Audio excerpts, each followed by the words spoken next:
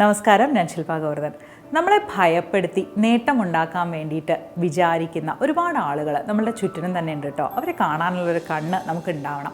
കാരണം എനിക്ക് ലാസ്റ്റ് വന്ന ഒരു കോളിൽ ഒരു പെൺകുട്ടി വിദേശത്തോട്ട് പോകാനായിട്ട് ഒരുപാട് പേപ്പേഴ്സൊക്കെ റെഡിയാക്കാൻ വേണ്ടി ഓടി നടക്കുകയാണ്.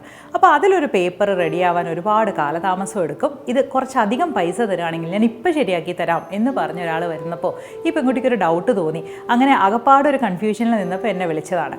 നോക്കൂ, നമ്മളെ ഭയപ്പെടുത്തുന്നുണ്ട്, ഇതിപ്പോൾ ശരിയാവില്ല, അല്ലെങ്കിൽ ഇത് ഭയങ്കര പ്രശ്നമാവട്ടോ, ഇത് ഇങ്ങനെ പോയില്ലെങ്കിൽ ശരിയാവില്ല, ഇതിനൊരു വലിയ എമൗണ്ട് വേണം, നിങ്ങൾ ഇങ്ങനെ ചെയ്യണം എന്നൊക്കെ പറഞ്ഞ് പെട്ടെന്ന് നമ്മളെ പാനിക് ആക്കാനായിട്ട് ഒരാൾ വരുന്നുണ്ടെങ്കിൽ അതിൽ പെട്ടെന്ന് വീണ് പോവാതിരിക്കുക. മാനിപ്പുലേഷനിൽ വീണ് പോയി കഴിഞ്ഞാൽ നമുക്ക് എപ്പോഴും അബദ്ധമായിരിക്കും. അപ്പോൾ ഇങ്ങനെ ആര് വന്ന് നമ്മളെ പാനിക് ആക്കാൻ നോക്കിയാലും നമ്മൾ ആദ്യം ഒന്ന് കാമായിട്ടിരുന്ന് ആ ഒരു സമാധാനത്തിൽ നമ്മളൊന്നും കൂടി അന്വേഷിച്ച് നോക്കുക, ഇതിങ്ങനെ തന്നെയാണോ, അവർ പറയുന്നത് ശരിയാണോ എന്നുള്ളത്. എന്നിട്ട് മാത്രം ഒരു തീരുമാനം എടുത്താൽ മതി. അല്ലാതെ ഈ പറ്റിക്കപ്പെടാൻ നിന്നുകൊടുക്കുന്ന ഒരു സാഹചര്യം അത്ര നല്ലതല്ല. നമ്മളുടെ ചില ദശാവഹാര കാലങ്ങൾ അങ്ങനെ കണ്ടിട്ടുണ്ട്.